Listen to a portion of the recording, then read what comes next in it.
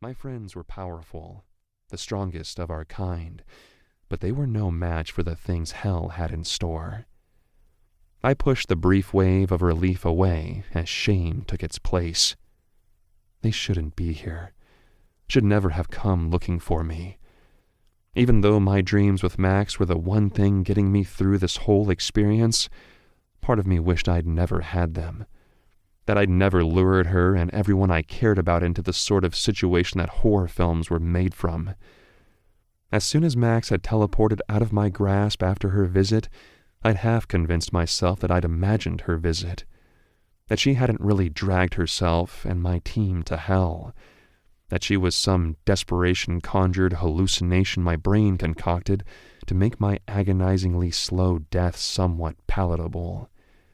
Now that Eli and Declan were here, though, I felt the final wisps of that possibility disappear in the wind. Or, well, the stale air, maybe.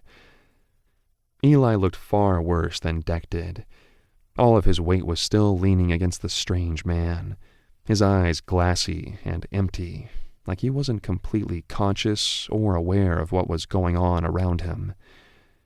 My stomach dipped as I took a step closer to them, unsure of whether or not I should reach for him or let him be. His expression looked so vacant, so far from the mischievous intelligence I was used to seeing on his face. Without it, he was almost unrecognizable to me, like a phantom image of the Eli that I knew. "What the fuck happened to you guys?" I asked, though I was terrified of the answer. "Where are the others? Where's Max?" Had she gotten caught? Had the cloaked man punished her for leaving her cell and visiting me? I reached one arm towards Eli, but he groaned as the man set him down on the floor, with neither roughness nor care. Without a word or a second glance, the man dissolved into nothingness before my eyes, there one moment, gone the next. Was everyone in hell capable of teleporting? The guild was truly out of its depth if that was the case. How did I spend so many years studying, so many years mastering all of the information about demons that I could get my hands on, and still be so completely unprepared for this world?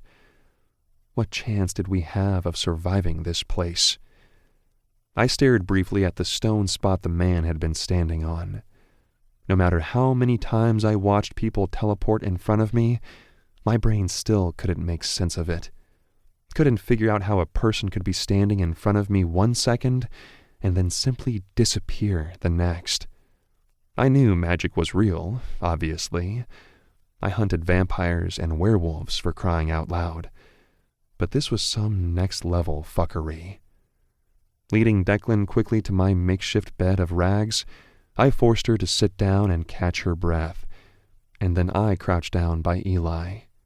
His pulse was faint as I pressed my fingers to his neck, barely a soft flutter for me to pick up, even with my heightened senses. What the fuck happened to him? My hand trailed clinically over his body, uselessly trying to fix whatever this was. If any of my friends died during this ridiculously ill-conceived rescue mission, I'd never be able to live with myself. I'd have preferred for the cloaked man to kill me in those woods where he'd found me than be responsible for losing another member of my team. "Magical blade thing?" Declan responded, her own breathing labored as her wide eyes stared unblinking at me.